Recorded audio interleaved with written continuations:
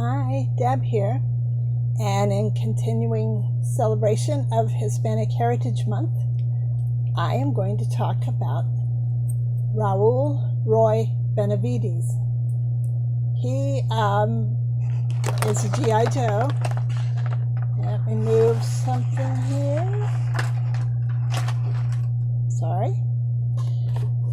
G.I. Joe. He's a Medal of Honor winner. And he was the first, let's see, the figure was made in 2001, and he's the first Hispanic G.I. Joe. I don't know if that means he was the first person of Hispanic heritage to be honored by Hasbro, or if he was the first Hispanic G.I. Joe. Probably the first real person, maybe. I don't know. Anyway, he is the first. And boy, did he deserve it. Okay, let me show you about it comes with dog tags. They have, is that the U.S. Army insignia or the Medal of Honor? And then it says Hasbro here. And then he has a gun. There's a place for his knife. I left this on there holding, well, I don't know what I knocked off, so anyway, hopefully it's just one of these things. And then there's the sack, and then he comes with, some things are loose and some things are still attached. Is that a canteen or I feel so stupid when I don't know military things. I don't know. And then a radio or phone. I suppose that plugs into this. Let's see if I can find it where it plugs in. Yep. There we go. And then there's a beret. Find the front of it. There we go. And a knife, and another gun, and a map. Try not to drop everything, but there it goes. Oh well. And this is the box. He was a Medal of Honor awardee, and oh my goodness, he deserved it. There you go. I don't know if you can see. I showed this on my birthday haul. My friend Ron gave it to me. And I said I was going to show it on Veterans Day, but I have a different one I'm going to share on Veterans Day. And this is Hispanic Heritage Month, so I wanted to talk about Raul Roy Benavidez. He was born August 5th, 1935 in Texas. His father died of tuberculosis when he was 2 years old. His mother died of tuberculosis when he was 7 years old. So he and his brother moved in with his grandfather, aunt, and uncle, and 8 cousins.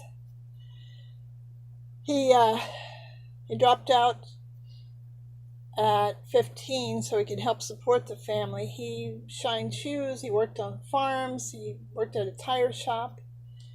He joined the Texas Army National Guard in 1952 during the Korean War. And then he switched to the Army National Guard in 1955. I guess that's moving up. I don't know. Then he joined the 82nd Airborne Division at Fort Bragg, and then trained for the 5th Special Forces Group and Studies and Observation Group. In 1965, he was sent to Vietnam. And he was on a reconnaissance mission, and he stepped on a landmine, and they told him he would never walk again.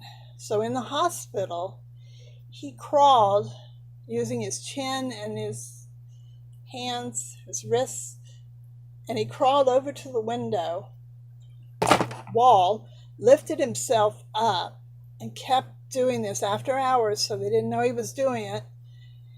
And he did it over and over and over for months. until in a year later, he was discharged and he walked out of the hospital. What strength. Already he deserves a medal. So then he returned to Vietnam in '68, and a group of soldiers were trapped by the Viet Cong, and they couldn't get help and they couldn't get out. And 3 different times helicopters tried to land in order to help them and rescue them, but they couldn't land. So he commandeered, or I don't know how he did it, but he got a helicopter, landed away from the combat zone, and walked with a knife and a medical kit. That's what he had. And he walked in order to save these men. And he was fired upon. And then a Viet Cong soldier confronted him and stabbed him in the abdomen. And he took the knife out and then got his own knife and killed that man. And then he kept walking until he got to where he could save these people. And let's see, they said he had 37 bullet, bayonet, and shrapnel wounds. And then once he got there and was getting him out, he covered them. He stayed behind and covered them with a rifle until they could get away. So when they came back to gather the dead, they found him and they put him in a body bag.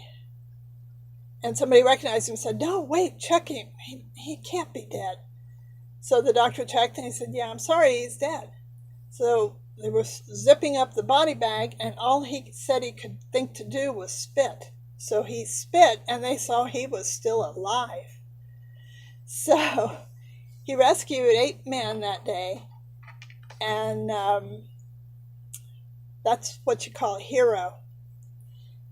And let's see, he received the Distinguished Service Cross and 4 Purple Hearts. And he really should have had the Medal of Honor then. I don't know why he didn't. But when somebody said, "Hey, this guy should have it," it was too late. So they said the only way they could give him the Medal of Honor was if somebody who was there was still alive and could tell the story, which he figured they were all gone. It got reported in an Australian newspaper. Somebody, a veteran who was living in Australia, had been there, and he called and he said, "Give the guy his medal." So President Reagan in 1981 honored him with the Congressional Medal of Honor. And he said, if this was a movie script, nobody'd believe it. And he's right.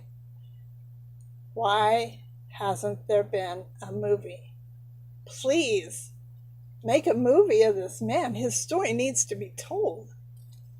My goodness, he's written 3 books. You could go on that. He went to Mass every Sunday, a religious man. And he died November 29th, 1998, of respiratory failure and diabetes. He's buried at Fort Sam Houston National Cemetery. And if I was ever there, I'd sure go pay tribute to this wonderful, wonderful hero. So look him up, learn about him. Let's get a movie made. It's Roy P. Benavidez, a real hero.